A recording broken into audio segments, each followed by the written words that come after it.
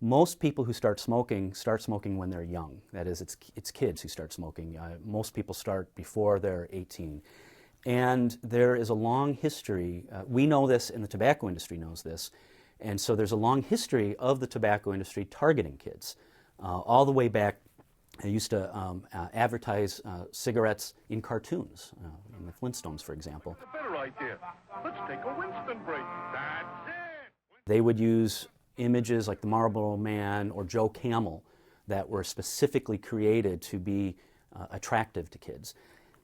They would, in more recent years, the tobacco industry was very good at putting advertisements in magazines that they knew had a high youth readership.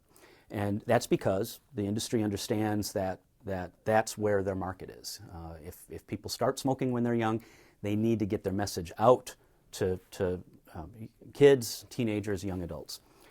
And so if that's the case, then what we need to look at is what are the effects of exposure to advertising among youth. And there's been a number of studies that basically show the more kids see tobacco advertisements, the more likely they are to start smoking. The policy approach, I think, is pretty simple. If we know that kids who are exposed to tobacco advertisements are more likely to start smoking, what we need to do is reduce that exposure to advertisements. Now, one of the things that we also know is that a lot of tobacco retailers, the places that sell cigarettes and other tobacco products, a lot of them are close to schools. And for example, about half of the tobacco retailers in New York City are quite close to schools. And so one of the policy options is there a way to reduce the amount of outdoor tobacco advertising near schools and playgrounds? The tobacco industry has fought this. In fact, they've taken the fight all the way to the Supreme Court. They argue that a 1,000-foot ban is tantamount to a general ban on advertising. Now, a general ban is not constitutional. The industry is allowed to advertise their products. Any policy that restricts advertising has, according to the courts, has to be tailored and focused. In our study, we looked at three things.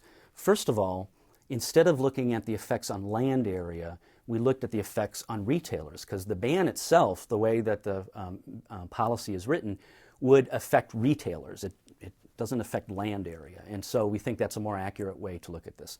The second thing is the industry focused on a small number of dense urban settings, so like New York City. And what we did is recognize that that's only a very small part of the country, and so we wanted to look at the effects of the ban in different places. So we looked not only at cities, we looked at two states, New York and Missouri. And the idea there is to get a sense of how this policy would play out in other parts of the country. And then finally, the FDA is considering not just a 1,000-foot buffer zone, but smaller buffer zones, because they are responding to the tobacco industry's claims that a 1,000-foot ban would be too restrictive. So what we found is with a 1,000-foot buffer, in New York State, only 51% of retailers would be affected. And in Missouri, it's even less, about 22% of the retailers. And this is really important because the industry was suggesting that this ban would essentially eliminate all advertising. That's clearly not the case. Really, even in New York, which is more densely populated, only half the retailers would be affected across the state. And in Missouri, a more rural state, what we find is, like I said, 22%. So that's the first thing we found. The second thing we found is that the smaller buffer sizes really would dramatically weaken the effects of this policy. For example, a 350-foot buffer around schools in Missouri would only affect slightly less than 7% of the retailers. This, we feel, shows that a smaller buffer size would essentially have no public health effects. If you're affecting less than 1 in 10 retailers, this is, removal of advertising with those small numbers is not going to really have much of an effect. And then finally, what we found using these numbers and some other research is we calculated what the effects would be on advertising. And there are about 500,000 tobacco retailers in the United States, and on average, they have about 5 pieces of outdoor advertising. Some have more, some have less.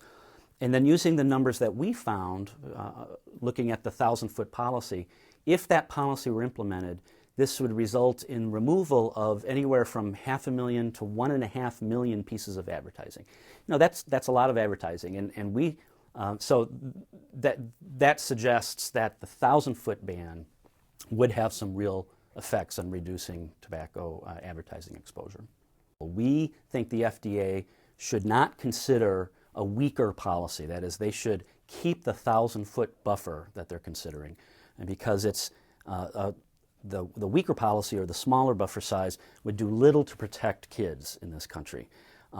In fact, the weaker policy, all it would really do is protect the business interests of the tobacco industry. If we really want to reduce exposure to advertising, especially for kids, the 1,000-foot buffer zone around FDA is what we think should be implemented.